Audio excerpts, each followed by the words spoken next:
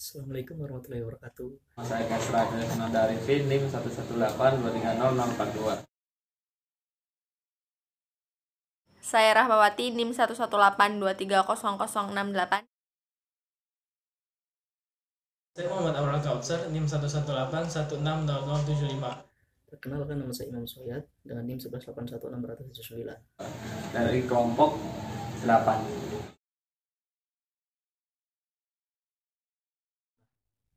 Proses pendaftaran ternak tersebut dibagi menjadi 5 tahap. Tahap pertama yaitu pengumpulan dan pengolahan data fisik yang berupa pengukuran dan pemetaan bidang-bidang tanah.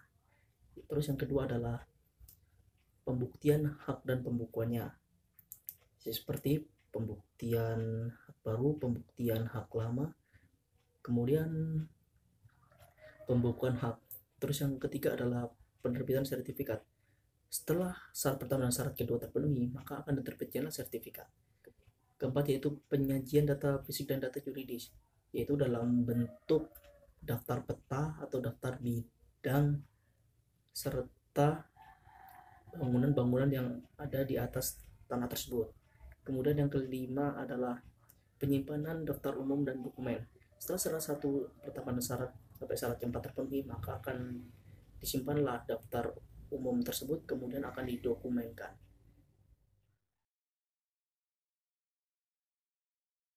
Jadi apa sih tujuan pendaftaran tanah itu? Jadi tujuan pendaftaran tanah itu ada 3. Yang pertama adalah untuk mendapatkan jaminan hukum, kepastian kepemilikan. Jadi karena pendaftaran tanah itu kan berupa outputnya adalah berupa sertifikat, sehingga sertifikat itu bisa menjadi bukti atau sebagai jaminan perlindungan hukum atas hak kepemilikan tanah yang kita miliki. Nah, yang kedua adalah untuk menyediakan data-data bagi pihak-pihak yang berwenang yang bertugas untuk mengatur atau mengawasi data-data kepemilikan tanah seperti BPN dan lain-lain. Nah, yang terakhir adalah untuk melaksanakan tertib administrasi, karena dengan itu juga, dengan validasi dari sertifikat itu sendiri atau dengan kita mengajukan pendaftaran tanah, dan itu bisa menjadi tertib administrasi seperti proses pembayaran pajak, proses jual beli dan lain-lain sebagainya. Faktor penghambat pendaftaran tanah itu adalah biaya pajak atas tanah. Biaya pajak atas tanah itu kalau kita daftar secara sistematis atau yang dilakukan oleh pemerintah secara massal yang banyak, itu jatuhnya lebih murah karena di semua itu ditanggung oleh pemerintah. Nah, notaris tadi kita jatuhnya itu lebih banyak memakan biaya, seperti kita bayar notaris, bayar yang lain-lainnya. Jadi jatuhnya faktor penghambat juga itu masalah biaya. Yang kedua, SDM, sarana dan prasarana. Untuk sistem pendaftaran tanah sendiri di Indonesia itu terhambat karena sumber daya manusia, emang karena kurangnya orang yang bisa mengukur tentang pemetaan wilayah dan sebagainya itu. Jadi terhambatnya di situ. Kalau sarana prasarana seperti pelayanan publiknya atau alat-alat buat mendaftarkan tanah itu juga sebagai faktor penghambat pendaftaran tanah. Yang ketiga, permasalahan absente. Nah, permasalahan absente itu semisal kita punya tanah di sini, tapi kita tidak tinggal di sini. Jadi itu akan menjadi suatu permasalahan juga untuk menjadi sebagai rebutan gitu. Nah, itu permasalahan absente. Yang keempat, sulit menerapkan kontradiktur delimitasi. Apa itu kontradiktur delimitasi? Sebuah norma yang digunakan dalam pendaftaran tanah dengan mewajibkan pemegang hak atas tanah untuk memperhatikan penempatan dan pemeliharaan atas tanah berdasarkan kesempatan dan persetujuan pihak-pihak yang berkepentingan, yang dalam hal ini adalah pemilik tanah yang berbatasan dengan tanah yang sudah ada. Jadi sulit menerapkan asas kontradiktur delimitasi ini lebih jatuhnya seperti batas-batas kita tanah ini untuk menjaga batas supaya batas kita tidak akan terpotong atau kena sama wilayah orang lain. Solusi agar pendaftaran tanah di Indonesia berjalan dengan maksimal. Pertama, dilakukannya fasilitas zero tax atau pajak 0% sebagai bukti keseriusan pemerintah dalam melaksanakan pendaftaran tanah di Indonesia. Yang kedua, anggaran dan kerjasama pemerintah. Anggaran dan kerjasama pemerintah sangat-sangat dibutuhkan untuk melakukan pendaftaran tanah di Indonesia supaya maksimal.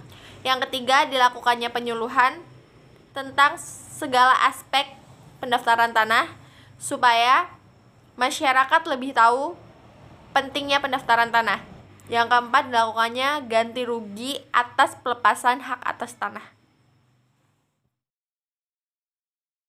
Apa saja asas-asas dalam pendaftaran tanah? Yang pertama, asas sederhana adalah ketentuan-ketentuan pokoknya maupun prosedurnya dengan mudah dipahami oleh pihak-pihak yang berkepentingan, terutama pada pemegang hak atas tanah. Yang kedua adalah asas aman, dimaksudkan untuk menunjukkan bahwa pendaftaran tanah harus diselenggarakan secara teliti, cermat, sehingga hasil dapat memberikan jaminan kepastian hukum yang tepat dan cepat. Yang ketiga, asas terjangkau, artinya dapat dijangkau oleh golongan ekonomi lemah, ekonomi yang tengah, sama ekonomi yang atas. Artinya pendaftaran tanah harus dapat dijangkau oleh semua pihak yang memerlukan, maupun kaum bawah, menengah, sama atas. Yang keempat, asas mutakhir, artinya data-data yang ada di dalam atau diperoleh dari penyelenggara pendaftaran tanah harus dijaga eksistensinya sehingga data terpelihara sesuai dengan kenyataan di lapangan. Yang terakhir, asas terbuka, artinya melalui penyelenggaraan pendaftaran tanah bagi masyarakat maupun pemerintah yang ingin memperoleh keterangan data fisik dan data yuridis dapat memperoleh data yang benar setiap saat di kantor pertanahan.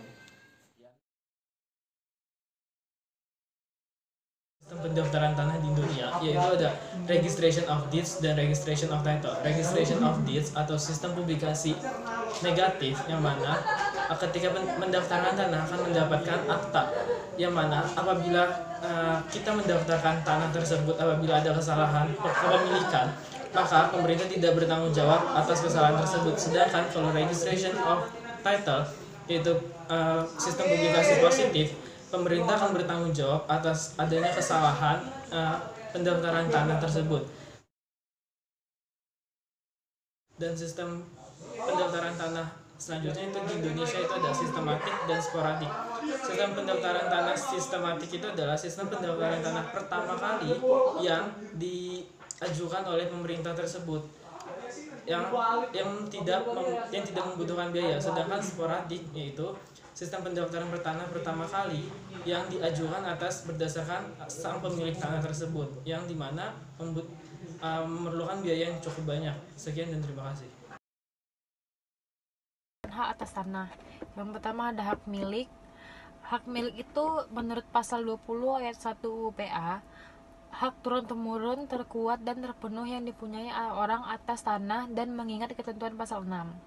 Hak guna usaha. Hak guna usaha itu dalam pasal 28 ayat 1 UPA yang berisikan tentang hak atas untuk mengusahakan tanah yang dikuasai langsung oleh negara dalam jangka yang sebagaimana tersebut dalam pasal 29 guna perusahaan pertanian, perikanan, peternakan, dan lain-lain. Hak guna bangunan. Menurut pasal 35 ayat 1 PA, yang dimaksud hak guna bangunan tersendiri itu hak untuk mendirikan dan mempunyai bangunan-bangunan atas tanah yang bukan milik sendiri dalam jangka waktu paling lama 30 tahun.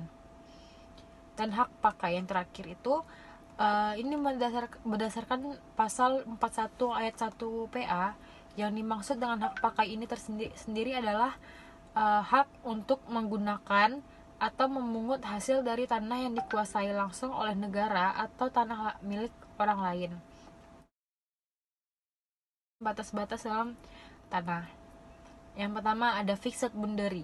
Fixed boundary itu kita bisa mengartikan itu sebagai garis presisi dari suatu batas tanah yang dapat ditentukan.